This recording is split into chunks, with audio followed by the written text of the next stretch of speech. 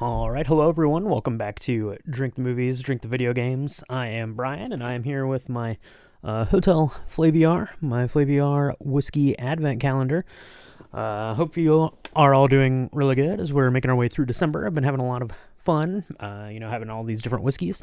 Having a dram a day is pretty good. It's a good way, to keep the holiday stress levels to a minimum for sure. And we are making our way through December, pretty quick. We are already on to day number 16, so that's what we're going to be getting into today. So I've got the Advent calendar right here. You can see all of the doors that we've gotten open, but we are on today number 16. Right there. So let's go ahead. We're just going to grab that and get this box set down because it is really heavy. On a side note, it's less heavy now that, like over half of the whiskey is gone. But I digress. Okay, so we've got our whiskey out of there. This one is number 16. I'm already excited about it because I don't know if you can see that right there on the label. My light on my camera is kind of bright, but this is a product of Ireland, coming in at 50%. Ooh, that is going to be a strong tipple from Ireland for sure. You probably can't see that good there in the vial until I get, kind of something up behind it. But this is pretty pale. So let's go ahead and get it into a glass. Let's see what we got. Hopefully you are all doing really well out there. Hopefully you're enjoying a nice dram or two, nice cocktail or two, or you at least have something fun going on here this December, be it a mocktail or whatever have you. And I was not incorrect about that. About half of that into my dram here, and yeah, that is pale for sure. Let's get it up on there. This might be the palest whiskey that we've had so far this month. That is incredibly pale. Being an Irish whiskey, it's probably been put into some sort of used barrel. Probably a used bourbon barrel would be my guess, without having looked into it yet. So it's not picking up quite as much color character as like an American bourbon might necessarily. That could lead to that lighter color there. But let's go ahead and smell it and see what we think.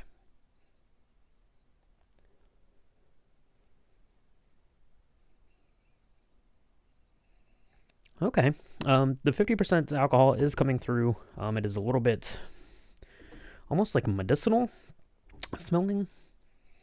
Not medicinal, kind of like a rubbing alcohol sort of characteristic to it. It's not unpleasant, but it is definitely noticeable there, the alcohol. The ethanol coming off of it. A little bit of sweetness. Nothing super syrupy or anything like that. Nothing like caramel on the nose. Just a little bit of sweetness. Maybe like a brown sugar. Something a little lighter, like a light brown sugar. There.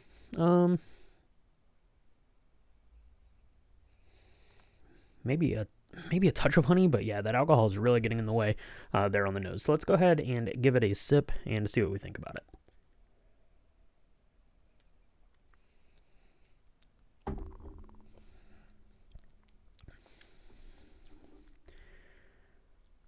Okay, a little bit more character there in the mouth than on the nose for sure. The alcohol does get out of the way pretty good, which is nice. Opens up to a little bit of vanilla, a little bit of honey, a little bit of kind of like an orange blossom honey kind of a thing going on, or maybe some orange there in the notes. Not much in terms of like baking spice or anything like that. But yeah, a little bit of honey, a little bit of orange. That's what I'm getting. Anyway, so let's go ahead and take a look at our book here and see what we've got for day number 16. Okay. Now this is not something that I have had before, but this is the High and Wicked. Just like that movie that everyone needs to go see. So High and Wicked, 4-square cask finish, Irish whiskey from Ireland, 50% alcohol by volume. Yeah, that is pretty cool. That is a cool looking bottle there too. You should have a picture of that up on your screen somewhere, hopefully. But let's take a look at that. Yeah, vanilla for sure. Almond, didn't necessarily pick any of that up, but the mango, I was picking it up as kind of like an orange, but yeah, mango makes sense. Coconut, lemon, pineapple, basically just some tropical fruit notes, I guess, is what the moral of the story is there. Cinnamon and caramel, pretty light on the caramel, I think, but definitely that vanilla and yeah, the mango there, or the tropical fruits. But this is really nice. 50% ABV. Like I said, that is really high for something from Ireland. At least as far as I know, I've never seen anything really quite to that proof. So that's kind of interesting. Yeah, I'm picking up a little bit more of that tropical fruit note now on the nose. After having, kind of tasted it and got the taste buds going. Let's read up on the High and Wicked, shall we? Okay. Discover the enchanting fusion of Irish heritage and Barbadian flair with the High and Wicked 4-square cask finish.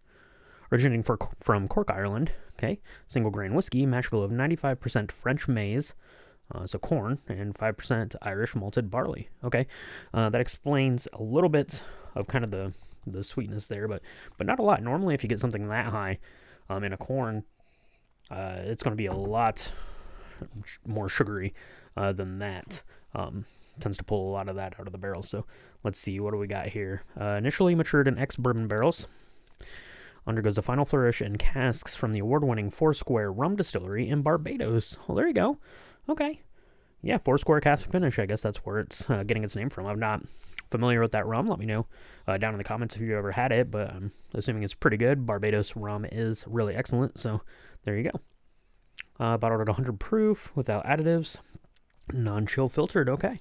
Yeah, and that explains the light color then. An ex-bourbon barrel and then the rum cask. So not a lot of color on it, but yeah, certainly a lot of character and really sort of interesting notes, especially in the mouth. But 50% ABV, so I'm going to tread lightly here as we make our way through December. So let me know if you ever had this one or what you're drinking today. Cheers, and we'll talk to you tomorrow.